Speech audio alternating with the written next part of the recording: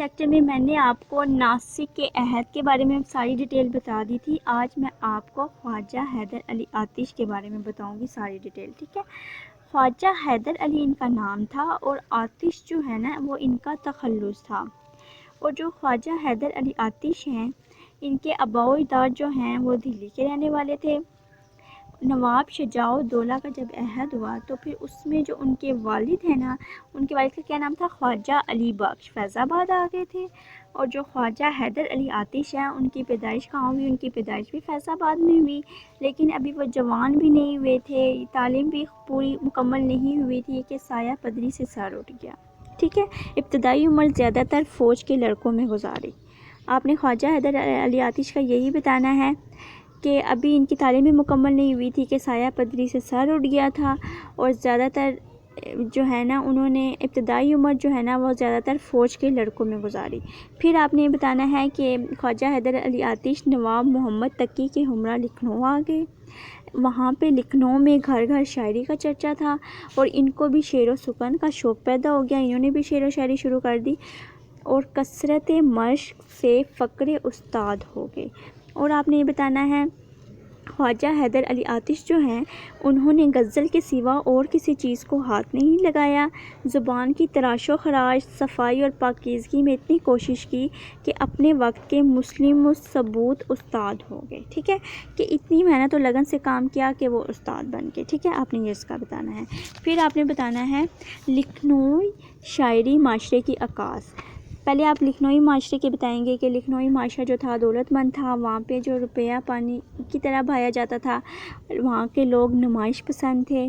اور آپ بتائیں گی کہ یہ جو لکھنوئی معاشرہ ہے یا لکھنوئی شاعری جو ہے اس کی مندرجہ ذیل خصوصیات ہیں. پہلی خصوصیت آپ یہ بتائیں گی کہ یہاں پہ فارسی عربی الفاظ کی کثرت ہوتی ہے. اور آپ بتائیں گے قافیہ پیمائی کی جاتی ہے اور رعایت لفظی ہے. مرات النظیر کی کثرت ہے. مرات النظیر کیا ہے؟ کہ معنی میں خاص مناسبت ہوتی ہے. ٹھیک ہے. اور آپ کیا بتائیں گے کہ یہاں پہ تشبیہ کا استعمال کیا جاتا ہے، استعارات کا استعمال کیا جاتا ہے. تشبیہ کیا ہوتی ہے کہ جیسا ایک چیز ہے دوسری چیز میں بھی وہی چیز پائی جائے تو ہم ریزیبلنس کے طور پہ ایک چیز کو دوسری کی تشبیہ دے دیتے ہیں نا، تو یہ. ٹھیک ہے. خصوصیات آپ کو پتہ چل گئی کہ عربی الفاظ کی کثرت، قافیہ پیمائی، مرات النظیر کی کثرت. مرات النظیر تھا کیا؟ معنی میں خاص مناسبت ہوتی ہے. ٹھیک ہے. اور آپ بتائیں گے کہ تشبیہ کا استعمال اور استعارے کا استعمال. یہ کیا تھی؟ لکھنوئی شاعری تھی، جو لکھنوئی شاعری کی مندرجہ ذیل خصوصیات تھی. ٹھیک ہے. اس کے بعد آپ نے بتانا ہے ناسک کا تو میں نے پہلے آپ کو سارا بتا دیا تھا. پھر آپ نے بتانا ہے آتش کے کلام میں انسانی عظمت کا احساس. اس میں آپ بتائیں گے کہ زندگی اور انسان کی عظمت کا ہر قدم پر احساس ہوتا ہے. ٹھیک ہے. تو اس میں یہ بتایا ہوا ہے کہ عام شعراء کی طرح مجبور و بیچارگی، گھٹن اور کرہن کا کہیں نشان نہیں ملتا. آتش جو ہیں وہ غم میں بھی کوئی نہ کوئی متحرک پہلو تلاش کر لیتے ہیں، کہ وہ غم میں بھی پریشان نہیں ہوتے. آتش کے بارے میں یہ کہا ہوا ہے. اور آپ نے یہ بتانا ہے آتش کا فنی مرتبہ، کہ آتش کے فن کے طور پہ یہ کہا ہوا ہے کہ وہ دلی اور لکھنؤ کے سنگم پر کھڑے ہیں، یعنی کہ ان کے کلام میں لکھنوئیت کا رنگ اور دلی کی خوشبو دونوں موجود ہیں. ٹھیک ہے.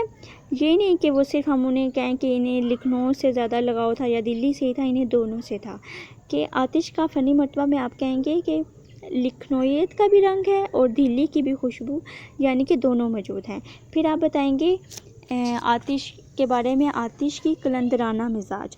قلندرانہ مزاج میں آپ یہ کہیں گے کہ وہ خوددار تھے، توکل پسند تھے، قناعت پسند تھے، یعنی کہ خودداری تھی، ہر کام خود کرنا پسند کرتے تھے، کسی پہ ڈیپینڈ نہیں کرتے تھے. اور آپ بتائیں گے عشقیہ شاعری، کہ آتش کی عشقیہ شاعری تھی اور اس میں جو ہے نا انہوں نے ناکامی وغیرہ کا ذکر نہیں کیا، کیونکہ ان کو محبت میں بھی کامیابی ہوئی تھی، تو انہوں نے کامیابی و کامرانی کا احساس ایک سرشاری کیفیت کے طور پہ استعمال کیا ہے.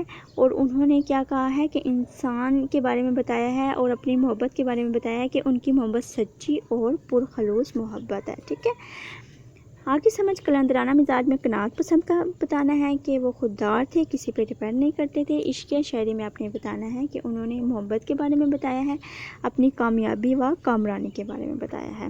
اس کے بعد آپ آئیں گے اخلاقی شاعری کا بادشاہ، کہ یہ جو ہے آتش ہے، آتش کو اخلاقی شاعری کا بادشاہ بھی کہا جاتا ہے۔ اخلاقی شاعری کا بادشاہ کیوں کہا جاتا ہے؟ اس لیے کہا جاتا ہے کہ ان کے اخلاق بہت اچھے تھے۔ اور آپ نے بتانا ہے اخلاقی شاعری کا بادشاہ آتش کو اس لیے کہا جاتا ہے کہ ان کی اخلاقی شاعری خاص طور سے قابل توجہ ہے۔ قابل توجہ کیوں ہے؟ کہ ان کے اخلاق اتنے اچھے تھے۔ ظاہر سی بات ہے کوئی اچھی چیز ہو تب بھی لوگ اس کی طرف متوجہ ہوتے ہیں نا، تو ان کے اخلاق اچھے تھے، اس لیے ان کی شاعری خاص طور سے قابل توجہ ہے۔ کس وجہ سے قابل توجہ ہے؟ ان کے اخلاق کی وجہ سے۔ اور آپ نے بتانا ہے آتش کی زبان، کہ وہ جو شعر و شاعری میں جس زبان کا استعمال کرتے تھے وہ بھی بہت اچھی ہوتی تھی، اس میں صفائی پائی جاتی تھی، الفاظ سادہ اور اچھے ہوتے تھے۔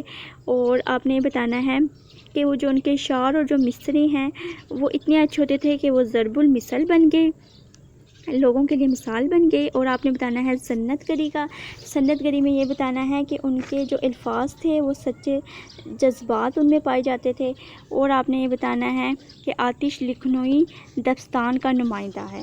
اگر آپ سے پوچھا جائے کہ لکھنوئی دبستان شاعری کا صحیح نمائندہ ناسک ہے یا آتش، تو آپ کہیں گے لکھنوئی دبستان شاعری کا صحیح نمائندہ ناسک نہیں بلکہ آتش ہی ہے، ٹھیک ہے۔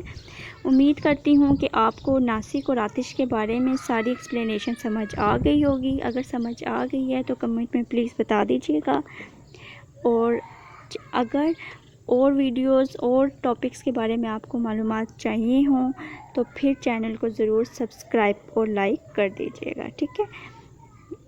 نیکسٹ ٹاپک انشاءاللہ نیکسٹ لیکچر میں بتاؤں گی۔